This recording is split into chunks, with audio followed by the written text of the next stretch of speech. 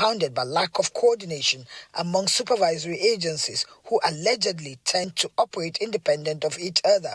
This unhealthy practice, experts say, has led to lack of synergy in the gatekeeping and effectively tackling of drug challenges in the country.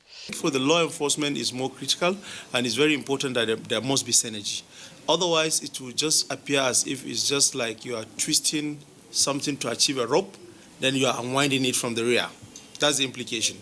Now, to synergize, one, we would have gotten a result that is very, very efficient with less costs and less personnel. The issue of drug and misbehavior and all of that is because we left what we're supposed to do. And that's what I'm telling you, it's not about preaching, it's the truth.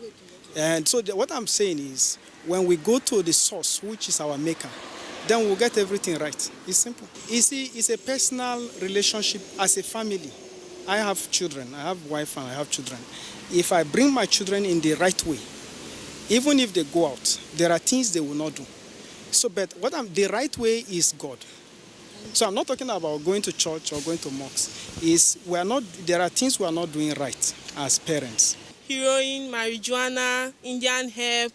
Then the reason why I'll tell them not to engage in drugs because it destroys their future, it destroys them as a human being. As they don't, number one, once they are addicted to it, their life depends on it. All the money they get goes to drug and it drains them. And with that, if you don't have any money and you spend all your money on drugs, you are just like useless and you don't have any benefit again. Your end product is death or insanity or anything. Maybe death, uselessness, as in maybe you can even be mentally disordered, you need psychiatric help, and once you start having all those side effects, you are already as good as gone. Those people that get involved in drugs is not good. They should stop. It's not healthy, even for the nation, it's not good. It brings bad name to the nation and their family as a whole. Even them, and as in them on their own, it destroys their systems, it completely ruins everything about them. Even their families, they become ashamed. They will not want you to associate with them. They will not want you to answer their name again. So I would advise, if you know you are involved in drugs, please, you can abstain. Observers say the most heat in the chain of events of drug challenges are the youth, women, and the economically disadvantaged group of society. Experts insist that government cannot afford to ignore the dangers illicit drugs pose to public health and safety.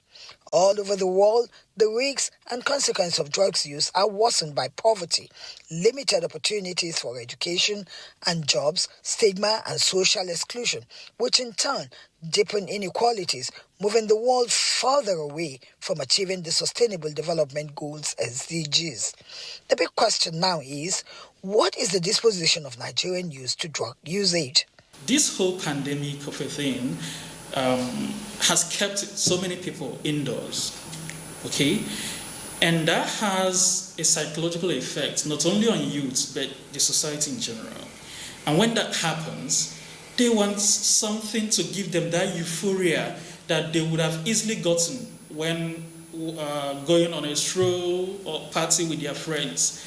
So some youths and even adults at this point in time, they resort into taking some drugs or other substances that can give them that euphoria, a bit short-lived euphoria that inadvertently have negative effects in their psyche and health.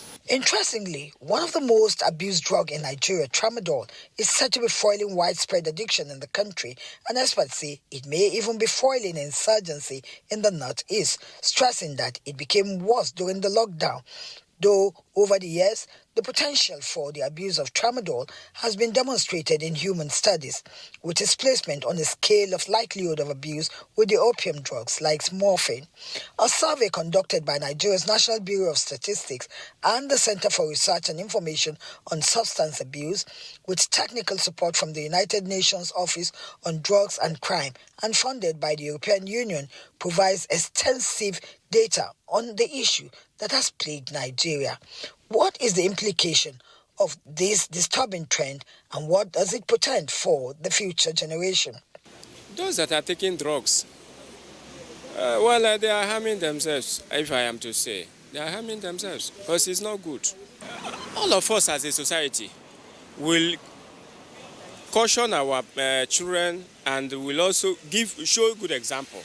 We will show a good example so that through that our children will copy from us and keep away from all those things, and the society in general. Somebody had headache and ran to the hospital, and a test was conducted, and the person was asked to come back tomorrow or next tomorrow for the results.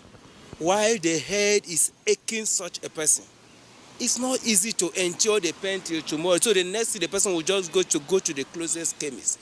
So we should put all these things in place. The healthcare should be somebody come, test the person, wait, give him specific directions, not allowing them to be on their own. And the frustration also. So such situation causes frustration that leads to self-medication and anyhow. And some will go into drinking, taking alcohol, all those things just to see whether that chicken, but not knowing that it's killing them. The origin of tramadol can be traced to a German pharmaceutical company which specializes in pain treatment. In 1962, the synthesized painkiller started selling on the international market in 1977 under the trade name Tramal, and most drug regulatory agencies around the world quickly adopted it as the relatively low addictive potential moderate pain relieving opium drug. With tramadol's usage over time, indices of addiction and abuse metamorphosed into a major health crisis in the country. Experts insist that the affordability and accessibility of this drug in pharmacies and open markets has become a major enabler in illicit trade between migrant users and smugglers. This, combined with the fact that tramadol is